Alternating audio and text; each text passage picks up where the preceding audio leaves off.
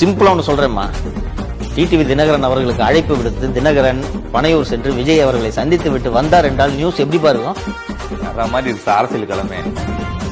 இது செய்மானம். அவங்க கூட்டணி வர்றாங்க வரல வேற. இதனால் உங்களுக்கும் பலன், தினகரனுக்கும் பலன். உன்னை எங்கேயோ பார்த்த மாதிரி இருக்கு. என்னம்மா அது? என்னங்க இது வேணுமா? இது வேணுமா? சொல்லுங்க. நீங்க ஒரு வார்த்தை ஊன்னு சொன்னீங்கன்னா சீலோ ஒன்னா சீலோ, சேரா ஒன்னா சேரா, Tata estate Tata estate, Sumo ஒன்னா சுமோ, அம்பாசிடர்ல இருந்து ஆஸ்டின் கார் வரைக்குங்க வீட்டு முன்னாடி நிக்குமா? ஒரு நாளைக்கு 2 மணி நேரத்துல இருந்து 3 மணி நேரம் வேலை தான்.